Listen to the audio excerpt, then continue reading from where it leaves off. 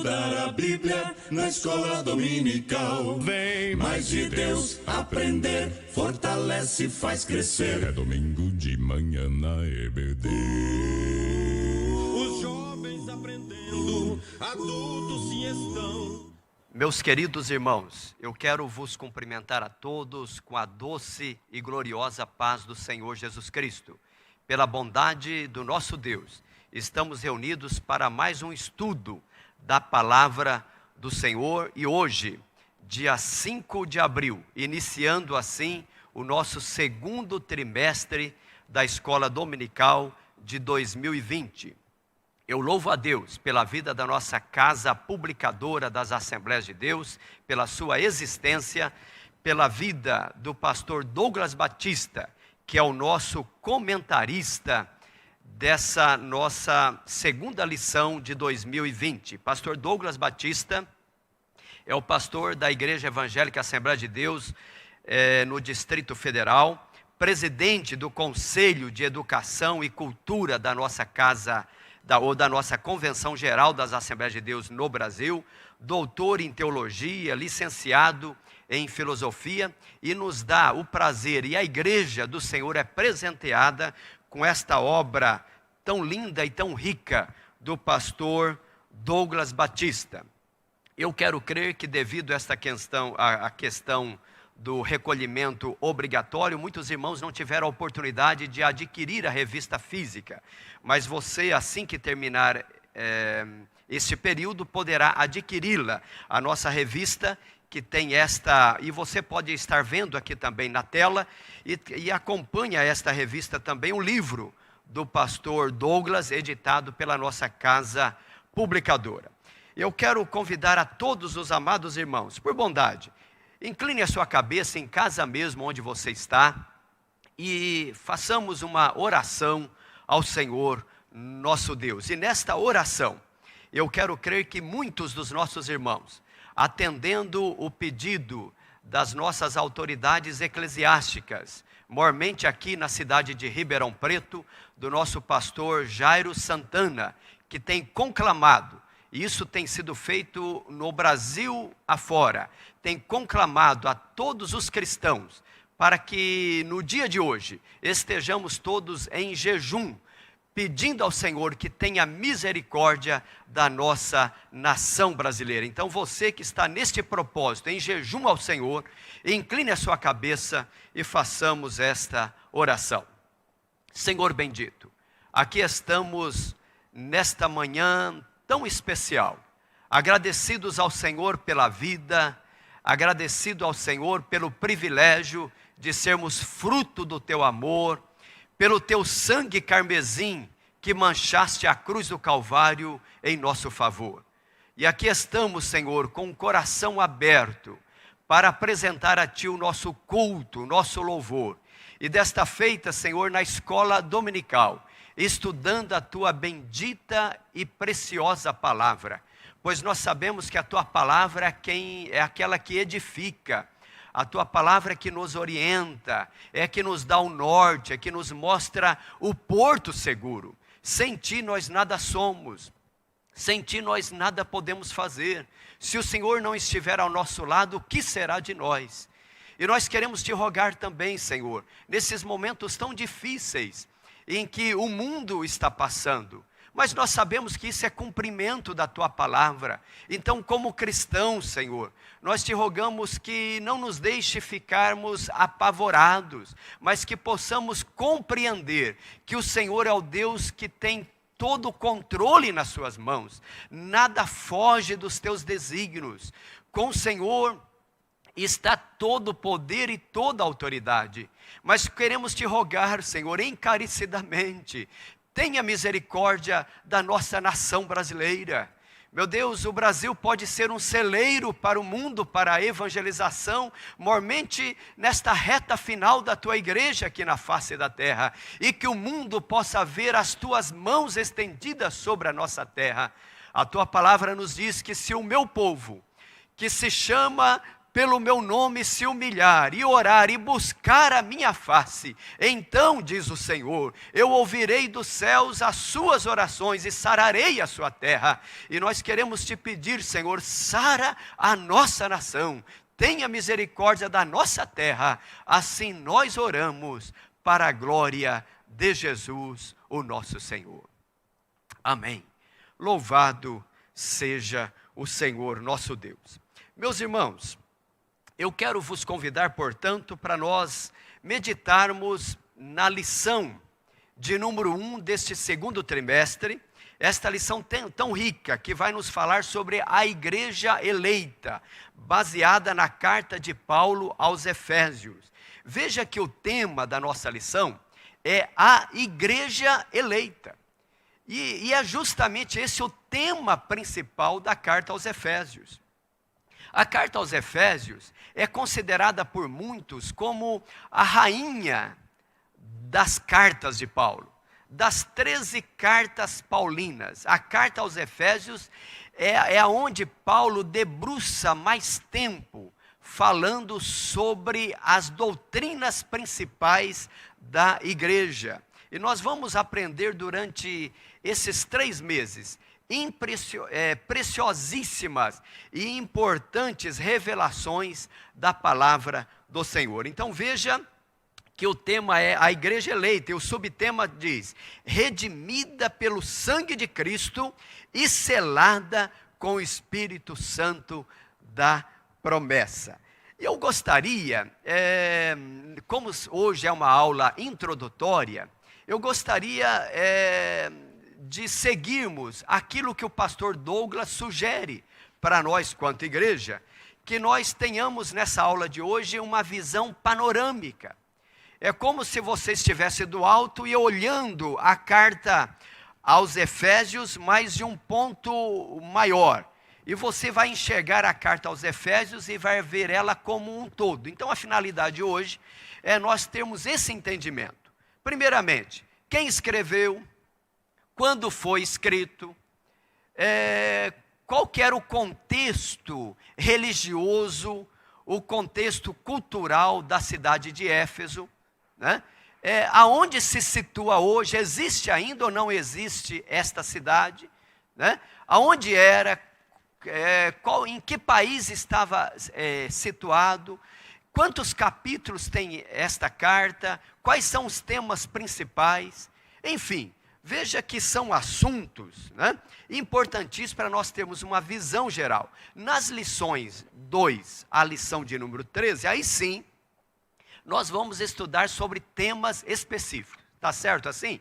Então eu gostaria que os irmãos tivessem esta ideia já inicial para nós iniciarmos esse assunto.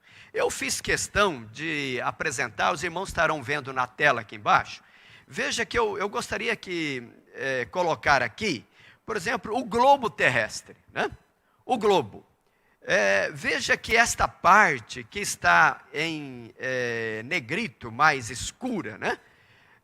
Em uma cor marrom, pelo menos é a que aparece aqui para mim, mostra aí o país hoje, aonde está situada Éfeso. Éfeso hoje está situado no país que nós conhecemos hoje como Turquia. Veja que a Turquia, ela está praticamente quase que no meio do mundo, né? O meio do mundo, nós como alunos da escola dominical sabemos disso, que o meio do mundo é Israel. Israel está realmente no centro. Se você tivesse que colocar um alfinete no centro do mundo, este alfinete seria na nação de Israel. Mas a Turquia está muito próximo ali, tá certo? Então está mais ou menos aí, bem centralizado no globo terrestre. O quadro ao lado, né, mostra aí em sentido maior. Você vai ver no quadro à direita, você vai ver aí que eu faço questão de colocar a capital hoje desse país por nome de Turquia é Ankara. Mesmo que a mais conhecida é a cidade de Istambul, por ser a maior cidade da Turquia, né? Com mais aí de 13 milhões de habitantes. Mas a capital é Ankara. Mas eu gostaria que nesse mapa você desse uma olhadinha Do lado esquerdo, a cidade é Esmirna. Veja que Esmirna, isso aqui é importante para o leitor e para o estudante da palavra de Deus. Veja que Esmirna, não obstante ser o nome de uma cidade turca, ela também é o nome de uma província. A exemplo que nós temos aqui no Brasil, por exemplo, o estado de São Paulo e a sua capital também leva o mesmo nome, São Paulo. Então, Esmirna é uma província. Mas a capital da província de Esmirna é a cidade também de Esmirna, que está também entre as maiores cidades da Turquia. E por que eu faço questão de chamar a sua atenção sobre Esmirna? Porque a cidade de Éfeso, né, ela está nesta província de Esmirna. Então isso é importante para nós, estudantes da palavra de Deus. Veja até nessa tela seguinte, eu faço questão de colocar aqui o tamanho, né, destas cidades. É tão claro que esses são dados do ano de 2014, portanto já há 6 anos atrás. Isso deve ter mudado, mas muito pouca coisa. Istambul, né, que é a maior cidade, e repito, não é a capital é Ankara. Istambul tem 13.522.000 habitantes. Ankara, que é a capital, 4 milhões, né? E Esmirna, a sua capital, 2.803.000. Mas olha o quadro logo abaixo, aqui esse quadro à direita, mais abaixo, algo preocupante. Qual que é a estrutura religiosa da Turquia hoje? Veja que, não obstante a Turquia ter sido o berço do cristianismo, né? E tanto é que a carta aos Efésios vai nos citar o apóstolo Paulo presente ali, e a igreja dos gentios, tendo esta cidade como uma das principais dela. Não obstante, houve uma mudança completa. Hoje o islamismo domina a Turquia. Veja que 96,1% da população turca são islâmica, né? Veja que o cristianismo é apenas 0,6%. Veja que um país de 75 milhões de habitantes, que nem é a Turquia, apenas 0,6%, algo praticamente insignificante. Aí nesse gráfico praticamente não dá para ver, né? Eu coloco até na tela seguinte, para nós contextualizarmos. Veja que nós trouxemos primeiramente a localização hoje, como que é a formação geopolítica aonde está situada Éfeso hoje. Mas nesse quadro a seguir, eu trago agora, principalmente do lado esquerdo desse mapa, qual era a composição geopolítica na época de Paulo. Veja que na época de Paulo, a cidade de Éfeso ficava em um país por nome de Lídia. Lídia era o país. Vocês podem estar vendo aí na parte mais escura, né? Nessa cidade de Lídia, tinha cidades famosas, como a cidade de Troia, né? Ou Troade, como nos informa Atos dos Apóstolos, traz a palavra Troade, né? E essa cidade ficou muito famosa quando Homero escreveu a sua Ilíade, né? E ele cita ali sobre as tramóias que aconteceu em Troia, né? Então, tem uma fama por conta disso. Mas veja, logo abaixo, nesse quadro, você pode ver aí a cidade de Éfeso. Próximo de Éfeso, aí, Mileto, né? Isso é importantíssimo, principalmente em Atos capítulo 20. Nós vamos ver que Paulo, ele vem a Mileto e ele resolve não ir a Éfeso, mas os anciãos de Éfeso vão até Paulo a Mileto, né? Muito próximo, tem a Sardes, né? E a própria cidade de Esmirna. Pois bem, nós vamos andar um pouquinho mais. Eu gostaria de te apresentar o próximo quadro. E você, estudante da Bíblia, veja, para você se situar nele, esse outro mapa, ele vai nos apresentar a segunda viagem de Paulo, a segunda viagem missionária de Paulo. Por que é importantíssimo esse mapa para nós? Veja que Paulo fez pelo menos 3 viagens missionárias. Eu digo pelo menos 3, porque alguns estudiosos entendem que foram 4 viagens missionárias. Mas pelo menos 3, é de comum acordo que pelo menos 3 viagens Paulo fez. Na sua segunda viagem missionária, veja que Paulo, ele faz o seu caminho primeiramente por terra, né? Ele saindo ali de Jerusalém, né, Antioquia, ele passa por Tarso. Eu gostaria que você situasse aí, no mapa, logo acima da palavra Chipre, apesar que Chipre é essa ilha que está embaixo, mas veja a cidade de Tarso. Paulo era natural de Tarso. E por que essa informação é importante para nós? É importante porque nós vamos entender o que fez Paulo a ir para a terra dos gentios. Porque Paulo, não obstante ele ser judeu, mas além de judeu, ele também era romano. Paulo nasceu na cidade de Tarso. E veja que Tarso foi uma cidade conquistada por Marco Antônio, pela Roma antiga, e a cidade de Tarso ficou sendo como uma cidade-estado. E de tal forma que o imperador romano concedeu a cidadania romana para todos os moradores de Tarso. Portanto, todos os moradores de Tarso adquiriram o direito, que isso era coisa rara, de ser romano. E Paulo, nós vamos ver algumas vezes, Paulo reivindicando a sua cidadania romana, porque como romano, ele tinha o direito, o privilégio e direito de ser julgado por Roma, tá certo? E veja que Paulo, ele é levado preso a Roma justamente por reivindicar essa cidadania romana. Então, de Tarso, Paulo certamente era uma região que Paulo conhecia muito bem. E de Tarso ele podia sair e ir para outras regiões. Veja que Tarso ficava na Cilícia na época. Enquanto que Éfeso ficava em Lídia, Tarso era na Cilícia. Hoje, tanto Tarso quanto Éfeso, hoje pertence a um país só, a Turquia.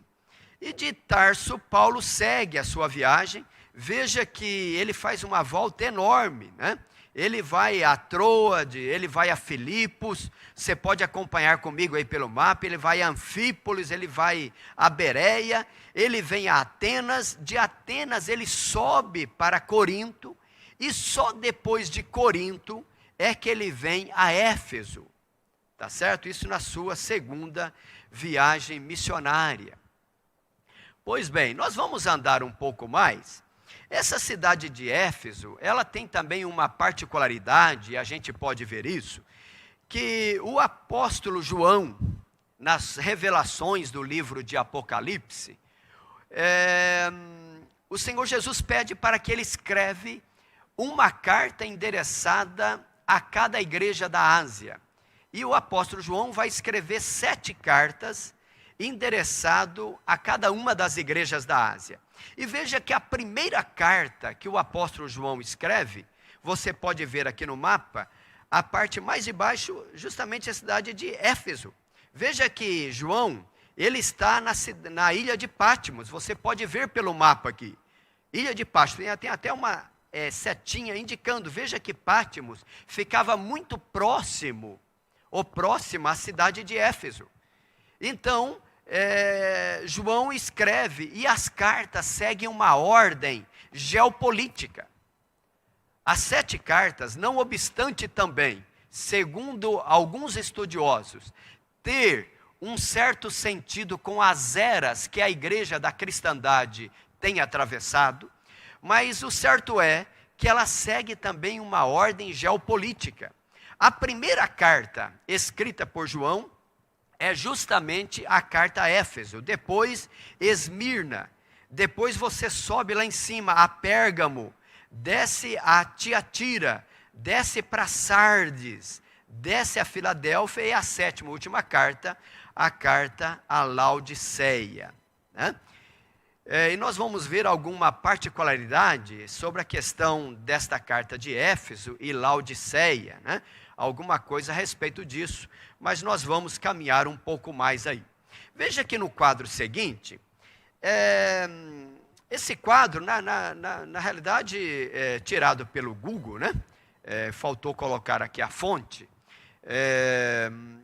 para nós sabermos qual que é a distância de Jerusalém até a cidade de Éfeso, hoje, né? Para fazer essa distância, que na realidade é a mesma a distância, não muda o tempo. Veja que de Jerusalém a Éfeso, você pode ter um caminho mais curto indo pelo mar, né? Mas pelo caminho que Paulo fez, essa distância, se ele fosse de Jerusalém direto a Éfeso, daria 1.815 quilômetros. Veja que não é uma distância tão pequena assim.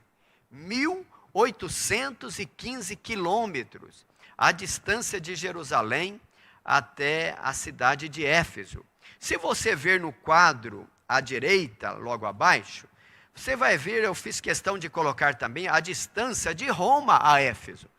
Veja que Paulo estava quase, a cidade de Éfeso estava quase que no meio, entre Jerusalém e Roma. Uma distância aí de 2.020 quilômetros, seguindo esta rota, é tão claro. Isso é bom para nós como estudantes da Bíblia, nós situarmos e a gente ver o quão foi difícil para Paulo, quantas horas, quanto tempo, né? Gasto, né? Ou dedicado, melhor dizendo, em prol da evangelização do mundo da época. Muito bem. A nossa lição, ela nos diz assim, que a epístola aos Efésios, na nossa introdução, diz assim, que a epístola aos Efésios é denominada de a coroa dos escritos de Paulo e ainda de a rainha das epístolas. Nela, o propósito eterno de Deus para a igreja está revelado por meio de Cristo Jesus. Nesta lição, estudaremos os aspectos introdutórios e as principais abordagens doutrinárias da epístola. Durante esse estudo, o conteúdo da epístola deve nos levar à adoração a Deus e ao aperfeiçoamento de nossa vida cristã. Porque esta é uma carta que ela mexe com nós quanto igreja. Ela vai tratar de assuntos riquíssimos para a igreja de Cristo. Por isso é considerada como a rainha das epístolas.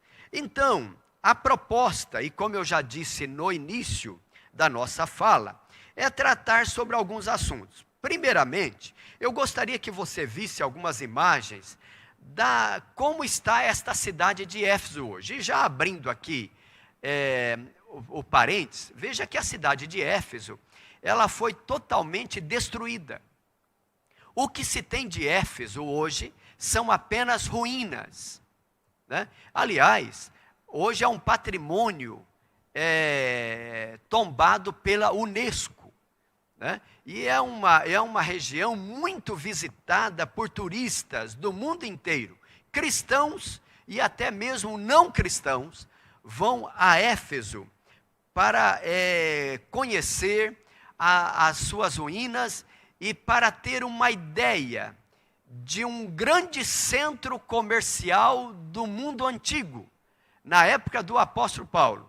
O nosso comentarista, pastor Douglas, chega a citar que havia na época aproximadamente 500 mil habitantes. Isso mesmo, 500 mil habitantes. É tão claro que esse número muda. Alguns chegam a dizer até 250 mil. Mas fontes mais especializadas, e o pastor Douglas segue esta linha, da qual eu também concordo, que havia aproximadamente 500 mil pessoas, 500 mil habitantes na cidade de Éfeso. Veja, 500 mil habitantes, se para hoje já é uma cidade de grande porte, né, ou de médio porte, imagine para a época. Aliás, ela era a segunda maior cidade do Império Romano. só perdia em tamanho para Roma.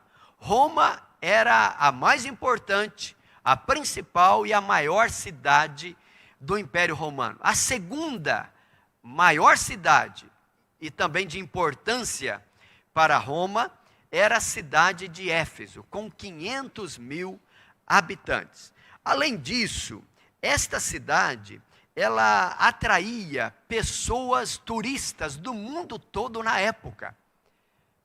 Tanto pela questão do seu comércio, uma vez que era uma rota comercial, Éfeso estava ali beirando o mar Egeu, né? Você pôde ver nos mapas que nós apresentamos anteriormente, que ela ficava ali à beira do mar Egeu, portanto, com muita facilidade para o mundo da época, que se não se tinha trem, não se tinha aeronaves, né? Em que muitas das vezes as rotas comerciais eram feitas mais via mar. Então Éfeso estava em uma centralidade, em um ponto central, tá certo? Então, se não bastasse a parte comercial, a parte religiosa, e nós vamos ver alguma coisa a respeito disso. Eu faço questão de apresentar aqui o que tem hoje, né? Da rua chamada Rua Curetes, ou segundo alguns dão a pronúncia de Curetes, né? Então a Rua Curetes, que está logo aqui no quadro, mas à minha direita, você pode ver esta rua. Segundo as informações da época, essa rua era toda de mármore. Veja a riqueza que era a cidade de Éfeso, toda de mármore. Essa construção que você está vendo no quadro à esquerda é da biblioteca chamada Biblioteca de Celso. Veja o tamanho desta biblioteca para a época, né? Aonde se tinha ali obras e mais obras de pessoas famosas, né? Então havia muita ligação entre a cidade de Éfeso, a cidade de Alexandria, no Egito, que era também um grande centro cultural da época. Então, de tal forma que era um povo que gostava de cultura, tá certo? Então é importantíssimo nós sabermos em que contexto histórico Paulo inicia ali a igreja. Veja no outro quadro, eu coloco aí a chamada de Ágora, né? Tá certo? Ágora de Éfeso. O que é Ágora, né? Ágora era o nome que se dava às praças públicas na Grécia Antiga, né? Veja que ela é cercada, você pode ver essa praça, de muitas colunas, né? E isso são os resquícios que existem, né? Muitas coisas se perderam, mas veja a dimensão disso. E os moradores de Éfeso se ajuntavam nessas ágoras, né? Nessa praça pública, para discutir sobre filosofia, para discutir sobre religião, sobre cultura. Enfim, era um povo que gostava de estar antenado com os acontecimentos da época.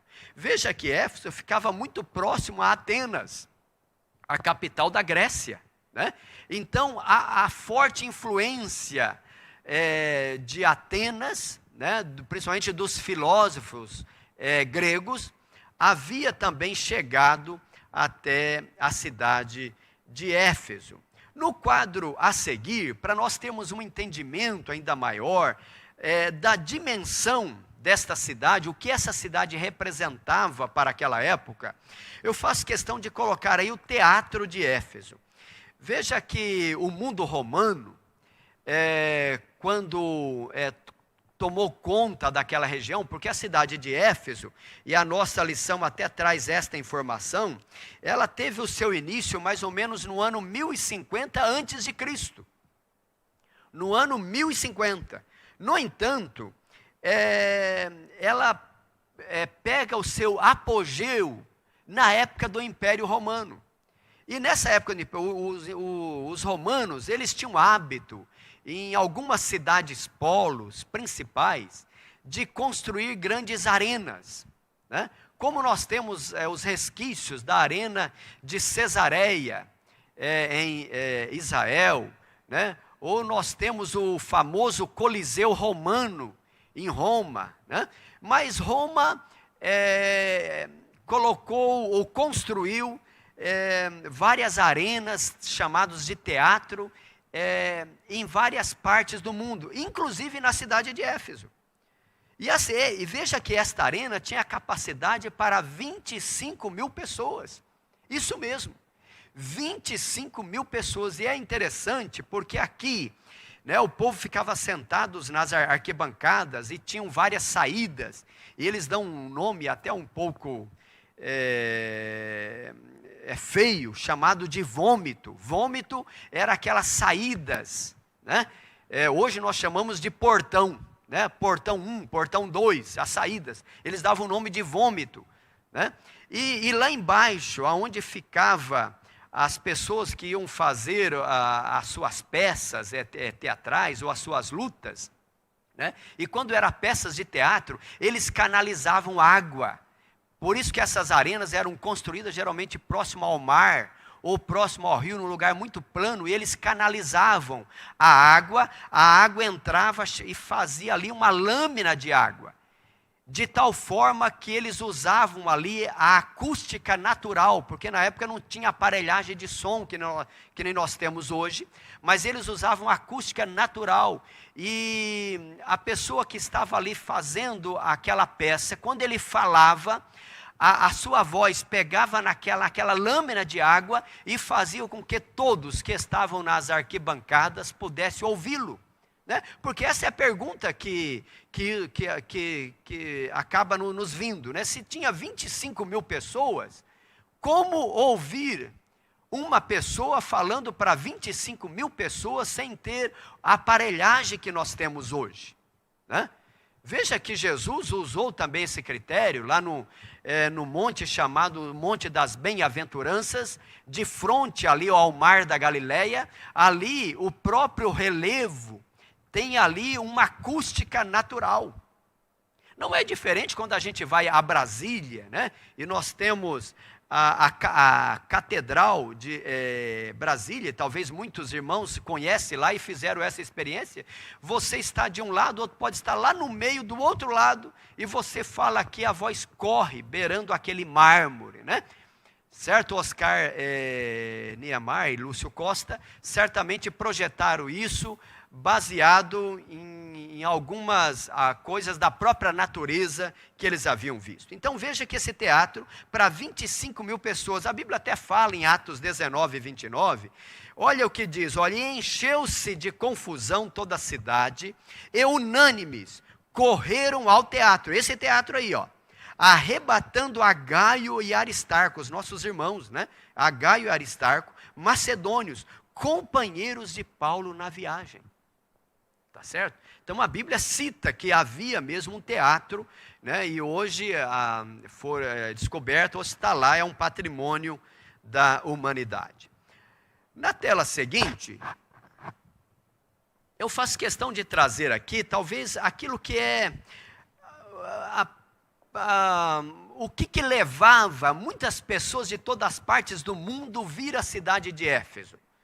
Se não bastasse a questão comercial, da rota comercial, mas o que fazia aquela cidade encher de pessoas de toda a parte do mundo é que havia ali um grande templo, chamado o Templo de Ártemis. Ártemis é tão claro que é um nome grego, melhor dizendo, é um nome romano, Ártemis, o nome romano. Mas o que fazia as pessoas virem até ali é que essa deusa chamada de Ártemis, conhecida também pelos efésios como a deusa Diana, e a Bíblia não traz o nome Ártemis, a Bíblia vai trazer como os moradores de Éfeso a chamavam, como Diana, mas é a mesma Ártemis, né? O povo vinham para prestar adoração, para oferecer as suas oferendas à grande senhora de Éfeso, a chamada a grande deusa Diana. E a Bíblia traz isso em Atos 19, 28, olha, quando diz assim: ouvindo isto, encheram-se de ira e clamaram, dizendo: grande é a Diana dos Efésios. Então veja que este é um templo construído no ano 550 antes de Cristo. Hoje não se tem mais nem o resquício, né? Nós vamos ver uma foto logo após, que eu vou colocar aí, onde vocês estarão vendo talvez apenas uma pilastra que se levantaram nesse local que se entende que outrora ficava o templo de Ártemis, tá certo? Essa que vocês estão vendo aí é apenas uma maquete, tá certo? Apenas uma maquete feita por alguns, como se imagina que fosse este templo com vários pilares, enfim, né? Mas veja, eu coloco aqui do lado direito, né, nessa mesma tela ainda, a imagem dessa deusa Diana. Isso é algo real. Vocês estão vendo aí algo que está no Museu Arqueológico de Éfeso, né? A Senhora de Éfeso, segundo alguns especialistas, esta imagem se refere ao século I. Portanto, muito provável que na época de Paulo. Esse era o tipo ou formato dessa deusa Diana. E veja que ela tem algumas curiosidades. Talvez a imagem está um pouco pequena. Se você está vendo na sua TV, pode ver isso numa dimensão maior. Mas veja que é uma deusa com muitos seios. Porque ela era considerada como a deusa da fertilidade. Portanto, muitos seios, né? Veja que a sua mão não aparece, a sua mão ela fica por debaixo desses seios, né? E de um lado e de outro, talvez não dá para ter essa visão muito clara, né? É como se fosse uma víbora, uma cobra, né? Que está escondendo as suas mãos. E veja que você não a vê, ou não vê os pés, né? Mas ela vem quase que num sentido vertical, de baixo em cima e com várias coroas. Esse era o formato, né, da deusa Diana. E eu faço questão de que você olhe também a cabeça, principalmente a parte de cima, né? Veja que Paulo, algumas vezes ele vai citar, principalmente quando ele dá o conselho para Timóteo, nós vamos ver que Timóteo foi um pastor da igreja de Éfeso. Paulo até aconselha a Timóteo para que as irmãs ou para que as mulheres não usassem tranças. E eu já vi muitas especulações a respeito disso, e eu me lembro até que na minha época de criança, muitas vezes algumas irmãs eram proibidas de usar tranças, né? Mas quando Paulo fala que as mulheres não deveriam usar tranças, que está lá em Timóteo, Paulo está se referindo a esta trança aqui que a deusa Diana está usando. Na realidade, aqui havia um formato de uma trança. As mulheres na época usavam cabelos muito longos e elas engomavam o cabelo de tal forma que fazia como se fosse uma árvore de Natal. E quanto maior fosse esta trança, isso era chamado de trança, quanto maior era a altura daquela trança, mais beleza era considerada que esta mulher tinha, tá certo? Então esse é um fato também histórico, mas que nos mostra algumas informações daquilo que a Bíblia nos traz. Então não tem nada a ver, as nossas irmãs que estão nos assistindo aqui, nos ouvindo, não tem nada a ver, pode continuar usando as suas tranças que as irmãs usam normalmente, não há pecado nenhum nisso. Veja na tela seguinte, eu faço questão de repetir, né, tanto do lado esquerdo quanto direito, as duas imagens que nós já havíamos visto, mas coloco embaixo aqui, ó, nessa figura maior, esta pilastra. Essa pilastra que está erguido é justamente resquício desse templo de Ártemis, né?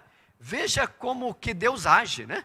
Deus age de diversas formas. Aquilo que era o grande apogeu da cidade de Éfeso, se não bastasse a cidade nunca mais ter sido reedificada, né, o templo não sobrou nada, absolutamente nada. Hoje, o que eles fizeram? Ergueram ali de alguns resquícios que acharam, ergueram uma pilastra querendo demonstrar aqui ficava o templo da deusa Diana, da deusa Artemis. Eu trago aí as citações de Atos 19, versículo 24 e também o versículo 27, que eu gostaria de ler contigo, que diz assim: porque um certo ourives da prata, por nome Demétrio, que fazia de prata nichos de Diana, dava não pouco lucro aos artífices. Então veja que esse homem Demétrio, né, ele fazia de prata algumas esculturas da deusa Diana. Não sabemos se essa figura que foi localizada, que está lá neste museu de Éfeso, foi feito por esse Demétrio. Mas quem sabe, tá certo? E ele dava muito lucro, né, aos artífices daquela cidade, porque pessoas vinham de toda parte do mundo e compravam para levar para a sua terra. Diz o versículo 27, não somente há o perigo de que a nossa profissão caia em descrédito, mas também de que o próprio templo da grande deusa Diana seja estimado em nada, vindo a majestade daquela que toda a Ásia e o mundo veneram a ser destruída. Até parece que eles estavam dizendo uma profecia aqui, né? Porque realmente o templo da grande deusa Diana foi estimado em nada, não sobrou nada, né? E aquilo que era a majestade de toda a Ásia e que o mundo na época venerava, foi destruída. Mas aqui é importante a gente ver o que está nesse contexto, o sofrimento de Paulo e dos nossos primeiros irmãos ali na igreja de Éfeso, como evangelizar uma cidade nesse nível de paganismo, né? Como evangelizar? Então a dificuldade era muito grande, dá para nós termos uma ideia disso tudo. Muito bem. Entrando agora, irmãos, para alguns assuntos mais pontuais sobre agora a carta. Nós já estudamos, tivemos o privilégio de vermos aqui nesses 40 minutos sobre a localização da cidade de Éfeso, onde se localiza hoje, onde se localizava na época em termos geopolíticos. Vimos também sobre a própria região, a viagem missionária que Paulo fez, que caminho que ele passou, a distância de Roma a Éfeso, de Éfeso a Jerusalém. Vimos alguma questão cultural sobre esta cidade, a questão do paganismo. Vimos ali a questão cultural também daquela cidade, como que eles eram muito ávidos pelo conhecimento, enfim. Eu acho que isso já nos dá assim, uma visão, um panorama, né? Uma cidade que tem um teatro de 20 para 25 mil pessoas, uma cidade de 500 mil habitantes. O como era importantíssimo para a igreja que estava iniciando, evangelizar e ganhar essa cidade para Jesus. Então agora, eu gostaria que nós entrássemos para a carta aos Efésios, mas no intuito, não é a finalidade dessa lição hoje, é entrar nas doutrinas defendidas por Paulo na carta aos Efésios. Não, senhores. A finalidade aqui é nós vermos algumas curiosidades desta carta.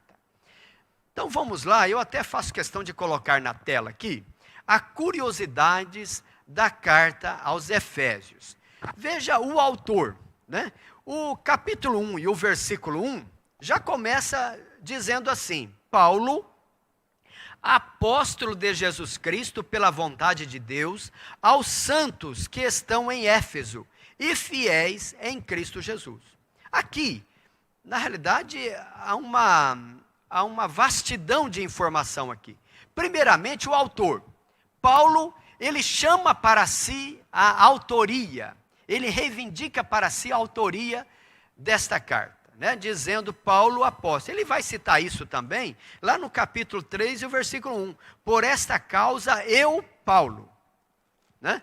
Então ele reivindica a autoria e eu creio que não há maiores problemas nisso aqui.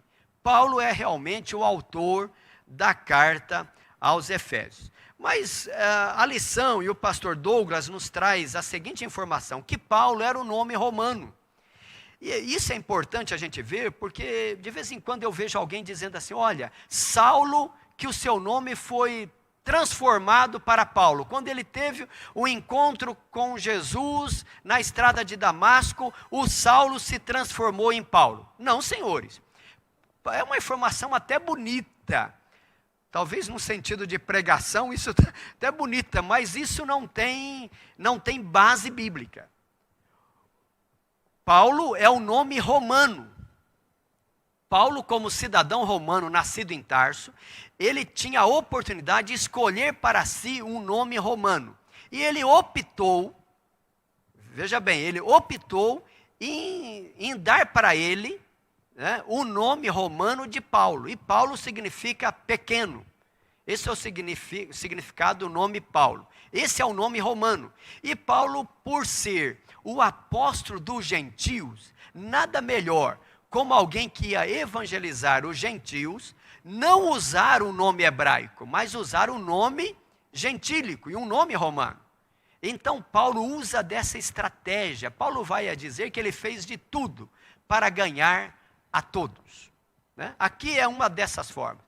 Ele até usa o nome romano para ele ganhar os gentios. Agora, o seu nome hebraico é Saulo. Saulo é um nome, né, hebraico, que significa agraciado, né? E veja que esse nome Saulo, ele é o mesmo que Saul. No Antigo Testamento, nós temos o primeiro rei de Israel por nome de Saul. Alguns até entendem que o pai de Saulo lhe deu este nome em homenagem ao primeiro rei de Israel por nome de Saul. Até porque Saulo e Saul, ambos são da mesma tribo de Israel, a tribo de Benjamim. Tanto Saul quanto Saulo, né, são da tribo de Benjamim. Veja que o nome Saul, ele vem para a parte grega como Shaul, com C-H-A-U-L, como Shaul, da onde vem o nome Saulo. Então é importantíssimo esta informação que a nossa lição nos traz. Segunda informação, que é bom que você, estudante da palavra de Deus, aprenda sobre a carta aos Efésios, que Paulo, ele manda essa carta para a igreja, e ele manda esta carta através de um mensageiro por nome de Tíquico. Isso está lá no capítulo 6, e o versículo 21, que diz assim, ora, para que vós também possais saber dos meus negócios e o que eu faço, Tíquico, irmão amado e fiel ministro do Senhor, vos informará de tudo, o qual vos enviei para o mesmo fim. Então Paulo envia a Tíquico com esta finalidade, dele levar esta carta para a igreja de Éfeso. Eu faço questão de colocar aqui que Tíquico, nesta ocasião, ele não leva apenas a carta para a igreja de Éfeso. O entendimento que muitos estudiosos do assunto têm é que ele leva também, juntamente com a carta que ele leva a Éfeso, ele leva a carta para a igreja de Colossenses e ele leva a carta para a igreja de Filemon, conforme está lá em Filemon capítulo 10 a 12, Colossenses 4, versículos 7 a 9. Aqui eu gostaria de fazer até um parênteses, e por isso que eu disse aos irmãos que nesse capítulo 1 e versículo 1 de Efésios, tem uma imensidão de informação aqui. E não é o intuito esgotar essa parte aqui. Mas diz assim, olha, Paulo, apóstolo de Jesus Cristo, pela vontade de Deus, aos santos que estão em Éfeso. Veja que a grande parte dos manuscritos não cita a cidade, o nome Éfeso. E o entendimento que muitos se têm é que esta carta, na realidade, ela não era uma carta endereçada somente à igreja de Éfeso, mas era uma carta endereçada à igreja, era como se fosse uma carta circular, à igreja de Éfeso e algumas igrejas vizinhas, inclusive a igreja de Laodiceia. Isso está lá, Colossenses capítulo 4, o versículo 7 a 9, dá uma base para isso é o que muitos comentaristas e o pastor Douglas, no seu livro, ele cita a respeito disso, que eu gostaria que você tivesse também esse entendimento. Diz assim, capítulo 4 de Colossenses 7-9, Tíquico, irmão amado e fiel ministro, e conservo no Senhor, vos fará saber o meu estado, o qual vos enviei para o mesmo fim, para que saiba do vosso estado e console o vosso coração. Veja que ele usa a mesma expressão lá em Efésios, né? Agora o versículo 9. Juntamente com Onésimo, amado e fiel irmão, que é dos vossos, eles vos farão saber tudo o que por aqui se passa. Tá certo? Então, é importantíssimo a gente saber que esta é uma carta enviada por Paulo para Tíquico e possivelmente uma carta circular. Em que ano foi escrito? O ano fica entre 60 e 64, na época em que Paulo está preso em Roma. O entendimento maior é fixar essa data mais ou menos no meio, no ano 61 ou 62 depois de Cristo, uma vez que possivelmente Paulo morreu no ano 64. O local em que foi escrito esta carta, possivelmente em Roma. Veja que Atos dos Apóstolos, no capítulo 28, versículo 30, nos informa que Paulo ficou preso por 2 anos em prisão domiciliar em Roma. Ele ficou preso também lá na cadeia pública chamada de Mamertino, e você depois em casa poderá pesquisar melhor esta cadeia, por nome a cadeia Mamertino, onde ficava o Fórum Romano. E embaixo do Fórum Romano havia um calabouço, que era a prisão, né? E hoje é patrimônio, inclusive, tombado pela Unesco também, esse local. Paulo possivelmente ficou preso ali. Mas quando ele escreve a carta, possivelmente ele estava na prisão domiciliar, em uma casa alugada em Roma. E ele escreve esta carta endereçada à igreja de Roma. Veja que nós temos pelo menos 4 cartas de Paulo, das 13 que ele escreveu, pelo menos 4 cartas chamadas de cartas da prisão. Uma delas é a carta aos Efésios, a outra carta é a carta aos Colossenses, que fizemos questão de ler, que Tíquico também trouxe. A outra é a carta a Filemon, né, trazido também por Tíquico, e temos uma quarta carta, que é a carta aos Filipenses. 4 cartas chamadas cartas da prisão. Eu gostaria de mostrar na próxima tela, para você ir me acompanhando, né? Esta questão, aliás, está aí, né? Que eu até citei agora há pouco, é endereçada para Éfeso, que está lá em Colossenses 4, e o versículo 16, né? Veja que lá vai citar de uma outra carta, que é a carta a Laodiceia. Esta carta não chegou até nós, mas alguns entendem que esta carta, na realidade, é a mesma carta aos Efésios. Tá? 4:16, diz assim, olha o versículo 15. Saudai aos irmãos que estão em Laodiceia, e a Ninfa, e a igreja que está em sua casa. E quando esta epístola, quer dizer, a epístola de Laodiceia, tiver sido lida entre vós, que é a carta aos Colossenses, né? Fazei que ela seja também lida na igreja dos Laodicenses.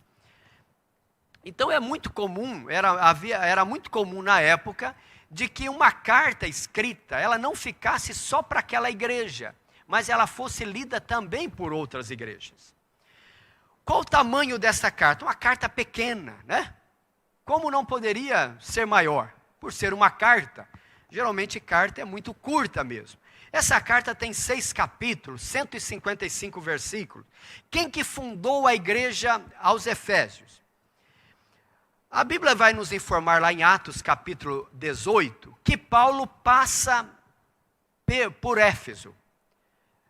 Na sua segunda viagem missionária, Paulo passa pela igreja de Éfeso. Ele não chega a fundá-la, mas ele tem alguns contatos com algumas pessoas e ele fala do amor de Cristo, mas ali ainda não nasce a igreja. Mas logo depois, Áquila, ou Priscila e Áquila, Itaé, mas é E, né? Priscila e Áquila. Priscila e o seu esposo Áquila. Eles vêm para a cidade de Éfeso. E ali eles começam na sua própria casa a igreja. A igreja de Éfeso nasce na casa de Áquila e da sua esposa Priscila. Encontramos também depois, no capítulo 19, em Atos dos Apóstolos, que Apolo se torna um obreiro ali na igreja de Éfeso. E Apolo começa a batizar as pessoas que se rendiam a Cristo, começa a batizar no batismo de João. De tal forma que quando Paulo chega na cidade de Éfeso, e agora já com a igreja formada, e Paulo pergunta, olha, recebestes vós o Espírito Santo? E os irmãos de Éfeso disseram assim, olha, nós nem sequer sabemos que há Espírito Santo. E Paulo toma pé da situação e Paulo entende que eles tinham sido batizados apenas no batismo de João. E a Bíblia nos informa que Paulo impõe as mãos sobre aqueles irmãos. E os irmãos são cheios do Espírito Santo e começam a falar em outras línguas. Louvado seja o Senhor. Então são aí os fundadores da igreja de Éfeso. Paulo, Priscila e Áquila, que cederam a sua casa, e Apolo, né? Eu fiz questão de colocar aí na parte final aqui, essa expressão em Cristo. Isso é muito lindo, meus prezados. E eu gostaria, aliás, fazendo até um parênteses aqui, veja, são 155 versículos. É importantíssimo que eu e você leiamos os 155 versículos da carta aos Efésios. E se eu gostaria de te dar uma sugestão, a sugestão é, leia em voz alta, em voz audível, leia para você ouvir. A gente grava mais quando a gente lê em voz audível e a gente ouvindo o que estamos lendo. Faça essa experiência, como é gostoso, como é salutar, como é doce nós lermos a palavra do Senhor nosso Deus. Então faça essa experiência. Mas veja, essa expressão em Cristo aparece 12 vezes na carta aos Efésios. Né? A primeira vez já está no capítulo 1, versículo 1, que eu comentei com os irmãos que tem uma imensidão de informações, né?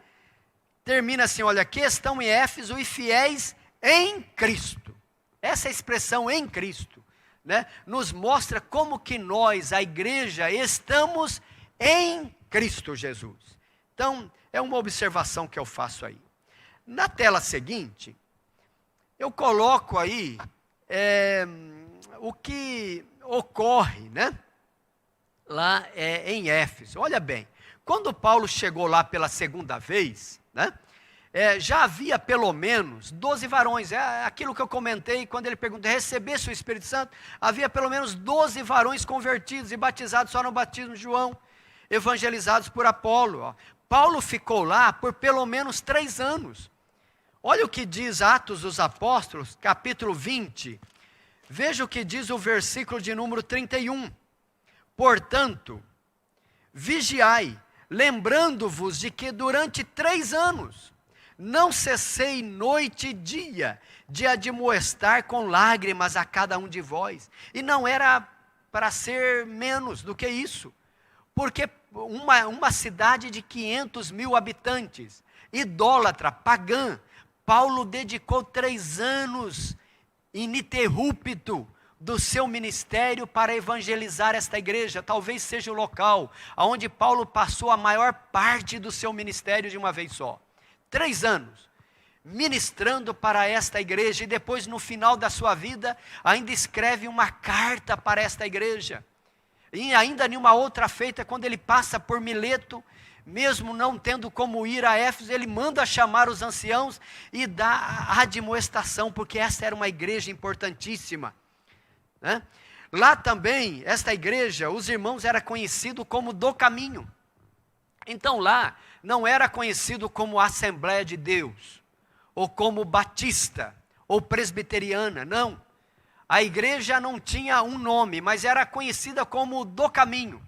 A exemplo do que aconteceu em Antioquia, lá também a igreja era chamada como os do caminho, certamente por Jesus ter dito: eu sou o caminho. Lá também, em Atos 19, do 9 a 10, eu gosto dessa informação que Lucas nos informa em Atos, porque Paulo ali teve que alugar um salão, e aonde ele formou ali uma escola. Olha como Paulo era preocupado com o ensino. Uma escola de ensino da palavra, chamada Escola de Tirano, né? E muitos irmãos, eu gostaria de ter feito parte daquela escola. Já pensou o privilégio de estudar, tendo como professor o apóstolo Paulo? Esses irmãos foram ali aprofundando nas revelações que o Espírito Santo dava a Paulo. Na tela seguinte, e já indo para o nosso fechamento, né, veja que milagres acontecem nessa igreja, na cidade de Éfeso. Deus abre as comportas dos céus de tal forma que quando Paulo passava e os seus lenços e aventais relavam nas pessoas, os enfermos eram curados. Olha a obra do Espírito Santo ocorrendo na vida da igreja em Éfeso através do seu pastor, o apóstolo Paulo, né? Veja, capítulo 19, versículo 19, né? As pessoas iam se convertendo a Cristo na cidade de Éfeso, de a tal ponto que aquela biblioteca que nós mostramos no início, a biblioteca de Celso, né? Que havia ali muitos livros de artes mágicas, muitas pessoas traziam esses livros de artes mágicas e eram queimados em praça pública, certamente naquela praça que nós mostramos agora há pouco, a Ágora, né? Então imagina, a cidade estava empolvorosa. O que está acontecendo? Pessoas se rendendo a Cristo, pessoas aceitando o Evangelho, pessoas sendo curadas, livros de artes mágicas sendo queimadas. Atos 20, 17, em outra ocasião, Paulo chega a Mileto, né? Não vai a Éfeso, já comentamos agora há pouco. Olha, foi a primeira das 7 cartas às igrejas da Ásia. Esse aqui dói o coração, porque já na época de Apocalipse, da revelação de João, Paulo já tinha morrido há muito tempo. E o Senhor Jesus pede para que João escreve as cartas, né? E a primeira carta é a carta à igreja de Éfeso. Veja que esta igreja já tinha deixado o seu primeiro amor. Isso nos assusta, né? Tá? Esta igreja que nasce com esse fervor tão grande, mas anos depois já estava em um declínio espiritual a tal ponto que hoje, e mostramos aqui, talvez uma das primeiras telas, que a Turquia, 96,1% são islâmicos e apenas 0,6% são cristãos. E quando se diz aí cristãos, nós estamos se referindo a todos os tipos ou todas as modulações de cristianismo. Na tela seguinte, eu coloco aí para os irmãos quem foram alguns dos pastores da igreja de Éfeso. Essa igreja teve um privilégio enorme, né? Você pode ver aqui na tela abaixo, ó, como Apolo, né? O pastor Apolo era um pregador eloquente, falava e dava gosto de ouvir o que Apolo falava, com muito entusiasmo e muita ênfase. Paulo, 3 anos ali. Timóteo, né? Segundo a tradição, foi do ano 65 ao ano 80, da era cristã. Timóteo foi pastor desta igreja. E também, segundo a tradição, o apóstolo João foi pastor desta igreja. E aonde ele morre no ano 95 depois de Cristo. Tem hoje até ali local que é considerado ali como o túmulo, né? Do apóstolo João, o apóstolo do amor. E eu gostaria, irmãos, de irmos agora para o fechamento desta lição, mostrando talvez 2 telas aqui. A próxima tela é apenas para os irmãos terem um vislumbre aqui, como essa carta é muito rica. E por que ela é considerada como a rainha das epístolas. Olha as doutrinas abordadas na carta aos Efésios, doutrinas da eleição, isso vai ser muito rico. Acho que a lição de número 3 vai falar sobre isso, que é eleição e predestinação, né?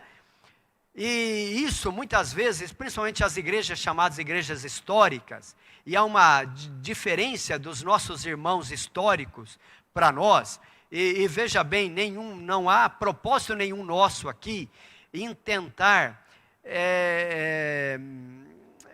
trazer palavras de juízo, não é essa a intenção aqui, mas é defender o que nós, quanto igreja, dentro da linha do arminianismo, como que a igreja crê e como que nós aceitamos aquilo que é a soberania de Deus, como Deus nos fala. Então vai ser duas lições muito ricas, né? Ou uma lição que vai falar sobre os dois assuntos, eleição e predestinação. Você sabe o que é isso?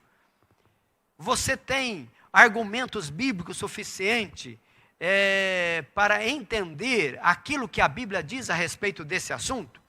Depois, olha, salvação pela graça, Atos 2:8, pela graça sois salvos, mediante a fé. Isso não depende de vocês, diz Paulo, é presente de Deus. Reconciliação, olha, a universalidade e unidade da igreja. Deus fez dos dois, judeus e gentios, um só povo, a igreja. Dons ministeriais, né? Trata aqui sobre os dons ministeriais. Santificação, os deveres domésticos, né? Os deveres sociais, os deveres empregatícios, né? A conduta do cristão dentro de casa e fora de casa, né? Vamos estudar também sobre a batalha espiritual e a armadura de Deus. E também oração e perseverança. Muitos assuntos lindos. E eu gostaria, eu vou até pular essa tela aí que fala sobre o esboço. Eu gostaria de ir, talvez, para o capítulo 3 dessa nossa lição, que é a próxima tela, que vai falar sobre propósito e mensagem. Veja bem, qual que é o propósito, né? O propósito da carta aos Efésios. Vigilância permanente. Mostra para nós, quanto igreja de Cristo, que o espírito de sabedoria e revelação, e que os olhos do nosso entendimento têm que estar iluminados, e que nós devamos viver uma vida em vigilância, porque nós estávamos mortos em nossos delitos e pecados, mas nós fomos iluminados pelos céus. Temos hoje o espírito de sabedoria, então não podemos viver como o mundo vive. Temos que viver uma novidade de vida. Devemos viver em vigilância o tempo todo, o dia todo e todo dia, em vigilância permanente. O propósito também é dizer que Cristo está no controle do universo. E mormente, irmãos, nesses momentos de pandemia que nós estamos vivendo, talvez alguns acham que Deus perdeu o controle da história. Mas, irmãos, a história do mundo sempre esteve e sempre estará nas mãos do Senhor nosso Deus. Eu gosto de dizer que é como um menino que está soltando uma pipa. A pipa está lá no alto, mas o carretel com a linha está na mão do menino. Tem hora que esse menino dá linha à pipa. Parece que a pipa vai cair. Alguns acham que vai cair. Mas o menino mostra que ele está no controle quando ele puxa a linha. Deus está na ponta da linha. Deus tem o controle de tudo e de todos. Vamos ver também que, em contraste à vida pregressa, deveriam adotar um novo estilo de vida em Cristo. E vamos ver que a igreja é uma só, não há judeu e nem gentios, né? E eu termino com essa tela a seguir, que vai falar sobre a mensagem principal da carta aos Efésios. A mensagem principal, se nós pudéssemos resumir a carta aos Efésios em duas frases, a primeira seria: Jesus Cristo, a cabeça da igreja. Segunda frase: a igreja, o corpo de Cristo. É isso. Jesus, a cabeça da igreja, e a igreja, o corpo de Cristo. Jesus, é isso que Paulo vai trazer para a igreja. Olha, irmãos, isso é um mistério que estava oculto. E que mistério que é esse que estava oculto e que Paulo revela para os irmãos de Éfeso? e para nós. Ele diz o seguinte, olha, o que era oculto é que aquilo que nenhum dos profetas falaram. Aliás, isso está lá em Efésios, né? Capítulo de número 3 e o versículo de número 5. Olha o que diz. O qual, noutros séculos, não foi manifestado aos filhos dos homens, como agora tem sido revelado pelo Espírito aos seus santos apóstolos e profetas, a saber que os gentios são co-herdeiros de um mesmo corpo e participantes da promessa em Cristo pelo Evangelho. Esta é a revelação. Isto é um mistério, diz Paulo. Estava oculto, nenhum dos profetas falaram. O Antigo Testamento não falava disso. Era um mistério. Mas agora, Cristo nos revelou esse mistério. É que tanto vocês, judeus, que achavam que o Evangelho era somente para vocês, e como os gentios, que vocês achavam que estavam distante de Deus, Deus pega judeus e gentios e une em um só corpo, chamado igreja, da qual Jesus é a cabeça, e vocês, a igreja, são o corpo. Deus tirou a separação e fez de dois um só em Cristo Jesus. Que Deus te abençoe. Que o Espírito Santo ilumine o nosso entendimento. Que nós possamos nos debruçar no estudo da carta aos Efésios, 155 versículos. Que venhamos mastigar, que venhamos ler isto e estudar com profundidade para entendermos as mensagens reveladas pelo Senhor. Incline a sua cabeça e oremos ao Senhor. Senhor bendito, eu louvo a Ti por cada um dos Teus filhos, por cada aluno da escola dominical, que nesse momento de pandemia estão em seus lares, mas como estudantes que são da Tua palavra, acompanharam conosco e estão meditando no Teu Evangelho, o Evangelho que transforma. E nós temos o privilégio, Senhor, de nesse trimestre estudarmos sobre a carta aos Efésios. Eu louvo a Ti pela vida do pastor Douglas Batista, que nos trouxe esta lição, este ensino. Continue a fortalecer o Teu servo. Louvo a Ti também pela vida do nosso pastor Jairo Santana. Continue com as mãos estendidas sobre o Teu filho e sobre a igreja, sobre a sua responsabilidade. E dê a cada um de nós a orientação dos céus. E que nós possamos viver uma vida santa diante do Senhor, sabendo que o Senhor está no controle de tudo e de todos. Que o Senhor é a cabeça da igreja e que nós somos os membros nós somos, como igreja, somos membros do Teu corpo. Assim, ó Pai, nós oramos e Te rogamos para a glória de Jesus, o nosso Senhor. Que Deus nos abençoe.